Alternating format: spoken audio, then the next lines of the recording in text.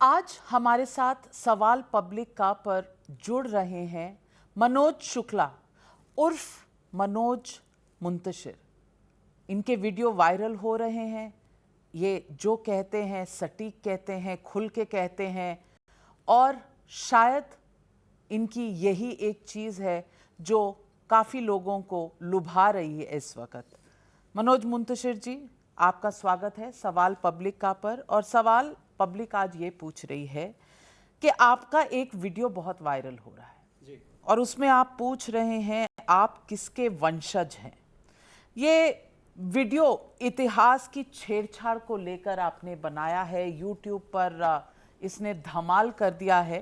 और आपने कहा आपके अंदर एक गुस्सा भरा हुआ है कि छेड़छाड़ हुई है हमारी इतिहास के साथ। तो ये गुस्सा सडनली एकाएक अब क्यों फूटा? नहीं, सडनली नहीं फूटा, बिल्कुल ऐसा नहीं है। और ये नी जर्क रिएक्शन देना या सडन रिएक्शन देना, ये मेरे जैसे लोगों का काम नहीं है। मैं किसी बात पे तभी ज़बान खोलता हूँ जब मैं ये जान चुका होता हूँ कि जो मैं बोलने वाला हूँ ये सच है और इसमें झूठ की कोई गुंजाइश नहीं है, कोई एम्बिग्युइटी नहीं है। ये जो एक मुद्दा है ये बहुत सीधा सा मुद्दा है। इसमें किसी तरह का ना फसाद है, ना कोई डिविजिव पॉलिटिक्स है कि दो गुटों में देश को बांट दूं मैं। एक सीधी सी बात है कि आपकी कहानियों में हीरोज होते हैं, आपकी कहानियों में विलेंस होते हैं। आपके यहाँ कृष्ण होता है, कंस होता है, राम होता है, रावण होता है, सीधी सी बात है। तो क्या आप अपने बच्चों को ये कहते हैं कि बेटा तुम बड़े होकर कंस की तरह बनना, बेटा तुम बड़े होकर रावण की तरह बनना? कहाँ ऐसा कहा जाता है? और ऐसा कहना चाहिए क्या? ये जो जनरेशन हम तैयार करेंगे, जो नस्ल हम तैयार करेंगे आने वाली, इसको सही रोल मॉडल्स देने का, मिलने का हक है कि नहीं है? बात सिर्फ इतनी सी है। मुझे तकलीफ तब होती है जब मैं देखता हूं कि जो हमें हिस्ट्री पढ़ाई गई बड़ी कलर्ड हिस्ट्री थी, बड़ा रंग दिया गया एक खास तरीके से। अब मैं जब आपसे यहाँ बैठ के बात कर रहा हूँ नविका जी, तो ना मैं हिस्टोरियन हूँ, ना मैं कोई बहुत बड़ा पंडित और ज्ञानी हूं। मैं एक आम हिंदुस्तानी हूं जिसको दुख इस बात का होता है कि आपने मुझसे मेरे सच्चे हीरोज छीन लिए। आपने मुझे क्या पढ़ा दिया? और अब जिनको पढ़ा दिया, ये तो सूचना क्रांति का दौर है, आपको छुपा नहीं है। अब आप जाते हैं, बैठ के 10 मिनट आप गूगल करते हैं और आपको सारे पर्सपेक्टिव मिल जाते हैं। अब जो हिस्ट्री हमारे सामने है वो हिस्ट्री ना हिंदुओं की लिखी हुई है, ना मुसलमानों की लिखी हुई है, ना बाबर वालों की लिखी हुई है, ना राम वालों की लिखी हुई है। ये हिस्ट्री है न्यूट्रल। ये हिस्टोरियंस जो विदेशों से आए, जर्मन हिस्टोरियंस हैं, ब्रिटिश हिस्टोरियंस हैं, इन्होंने जो लिखा है, अब हम इनकी हिस्ट्री पढ़ते हैं तो हमें लगता है कि तो क्या इतने साल तक हम बेवकूफ़ बनते रहे, इतने साल तक हम मूर्ख बने रहे, हम अजीमुशान शहंशाह गाते रहे उस आदमी के लिए जिसके कैरेक्टर में कितने फ्लॉज थे, उस आदमी के लिए जिसने हिंदुस्तान से मोहब्बत ही नहीं की, उन लुटेरों के लिए जो यहां हमें सिर्फ लूटने आए।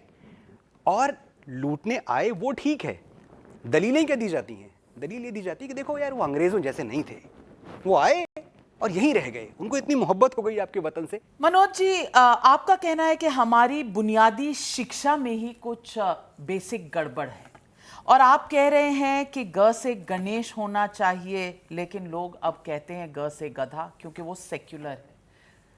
तो ये तकलीफ अब क्यों? अब क्या खास बात है कि ये बात आपके दिमाग में आई? कोई ना कोई ट्रिगर फैक्टर, कोई ना कोई वजह होती है, कोई ना कोई मिर्च होती है जो लग जाती है और उसके बाद आप जैसा कवि, आप जैसा लिरिसिस्ट कहने लगता है। तो ये कौन सी मिर्ची थी? आदम को जन्नत से क्यों निकाल दिया गया था? एडम और ईव की जो कहानी है, क्यों निकाल के फेंक दिया गया आपको जन्नत से? क्योंकि एक फल खा लिया था, द फ्रूट ऑफ नॉलेज। तो जो फ्रूट ऑफ नॉलेज खा लेता है उसको एक्साइल कर में भेज दिया जाता है कि भाई ये तो बात करने लगा, ये तो सवाल पूछेगा क्योंकि इसको कुछ पता चल गया है। तो मेरे साथ भी यही हुआ कि मेरी उम्र तकरीबन 45 साल है। मैंने जो इतिहास पढ़ा है उस इतिहास पे मुझे कभी शक नहीं हुआ, क्योंकि हम तो विश्वास में पढ़ते हैं कि ये जो किताबें हमारे सामने रखी हैं ये क्यूरेट की गई हैं, इन किताबों को कई लेवल से गुजारा गया है तब हमारे पास पहुंची हैं और ये किताबें राष्ट्र निर्माण में मदद करेंगी। लेकिन आप पलट के देखते हैं तो आपको लगता है एजेंडा निर्माण हुआ है, बस कोई राष्ट्र निर्माण हुआ नहीं इन किताबों के जरिए। मुझे अचानक कहां से लगने लगा कि ये गा से गणेश नहीं है, गा से गधा है। गा से गधा या गा से गमला कुछ लोग कह रहे हैं, ये अगर शुरू से होता मुझे कोई प्रॉब्लम नहीं थी। ये शुरू से नहीं था, ये 70s के आसपास जब आपकी एजुकेशन पॉलिसी बदली तो उस वक्त जो किताबें टेक्स्ट बुक्स बदलती रहती हैं, तो अचानक टेक्स्ट बुक्स में से गा से गणेश हटा दिया गया। क्यों हटा दिया गया? क्योंकि भाई गणेश तो सेक्युलर नहीं है, गणेश तो एक तरफ जा रहा है। तो प्रॉब्लम ये है कि मैं यहाँ गणेश जी की वकालत करने नहीं बैठा हूँ, मैं सिर्फ एक बात कहने बैठा हूँ कि जो हमारा कल्चर है, जो हमारी सभ्यता है, जो हमारी 10,000 साल पुरानी रिकॉर्डेड और लाखों वर्ष पुरानी अनरिकॉर्डेड तहजीब है, उसको आप तोड़ने मरोड़ने की कोशिश ना करें। ये बहुत प्यारा है, बहुत सुंदर है, हम इसको ओन करते हैं। हम कितना भी नया सोचें, लेकिन मैं अपने पिताजी के पांव छूता हूं और जिंदगी भर छूता रहूंगा और मुझे इसमें कोई शर्मिंदगी नहीं है। तो आज अगर मैं अपनी लेगेसी के आगे झुकता हूं, सर झुकाता हूं, उसको प्रणाम करता हूं, तो मैं बुरा हो गया, तो मैं प्रॉब्लमेटिक हो गया, तो मैं लोगों में फसाद भड़का रहा हूं, तो मैं दंगे भड़का रहा हूं। मेरे पूरे वीडियो में, जिस वीडियो की बात हो रही है, 11 मिनट का वीडियो है, मुझे कोई बताए कि मैंने कहीं भी कोई बात एंटी मुस्लिम, एंटी इस्लाम या फंडामेंटलिस्ट जो बातें होती हैं, मैंने एक जगह एक वर्ड यूज किया हो तो मुझे बताया जाए। यही वीडियो है ना जहां मैं साफ साफ कह रहा हूं कि जब आप अपने रोल मॉडल्स चुनते हैं तो जात पात से ऊपर उठें। जब तक आप इन संकीर्ण दायरों में रहेंगे कि नहीं ये तो मेरे कुनबे वाला है या मेरी कास्ट वाला है, ये मेरा हीरो है, कास्ट से हीरो नहीं बनता है, हीरो हीरो होता है। अशफाक उल्ला खान मेरा हीरो है, एपीजे अब्दुल कलाम मेरे हीरो हैं, अब्दुल हमीद मेरे हीरो हैं। तो क्या मैं इनको इसलिए हीरो ना मानूं क्योंकि मैं हिंदू हूं? इतना छोटा तो हम नहीं सोचते। रावण मेरा हीरो नहीं है, रावण हिंदू था, ब्राह्मण था, डायरेक्ट ब्रह्मा की ब्लड लाइन में आता है, और मैं ब्राह्मण हूं, लेकिन रावण मेरा हीरो नहीं है। मैं जिंदगी भर पुतला जलाऊंगा रावण का जब तक मैं जीऊंगा। जयचंद मेरा हीरो नहीं है, क्षत्रिय नहीं है मेरा हीरो। तो मैं जब अपने हीरोज जात पात के ऊपर उठ के चुन रहा हूं, आपको इस देश में रहना है, ये देश आपका है। पहली बात तो मैं बड़ी इज्जत करता हूं कि इस देश के मुसलमान, जब एक बंटवारा हुआ जो कि हमारे ऊपर थोप दिया गया, उस वक्त उन्होंने एक दूसरा मुल्क नहीं चुना, यहां रह गए। इसके लिए आपको शाबाशी, तारीफ, साधुवाद। लेकिन जब आप यहां रह गए और अब जब इस तरह की बातें चलती हैं, मैंने कई नारे सुने हैं जिन पे मुझे सख्त एतराज है, मैं आपके चैनल के जरिए बता रहा हूं। ऐसे नारे मैं सुनता हूं कि मुसलमान के दो स्थान, कब्रिस्तान या पाकिस्तान। इन नारों पे मुझे एतराज है। जी नहीं, मुसलमान की जगह यहां है, हिंदुस्तान में, यहां रहेगा, भाई बन के रहेगा, लेकिन भाई बन के रहेगा। वो भाई बनाने वाली जो बात है ना, वो कब समझ में आएगी कि भाई कैसे बनते हैं?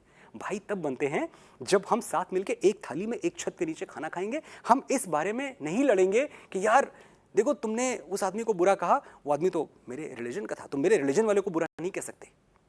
बाबर की तरफ फेंके हुए पत्थर, अकबर की तरफ फेंके हुए पत्थर अगर कोई मुसलमान भाई मेरा अपने सर पे ले लेता है तो ये मेरी गलती नहीं है। मैंने उनकी तरफ नहीं फेंके थे, मैंने बाबर की तरफ फेंके थे, जिंदगी भर फेंकता रहूंगा।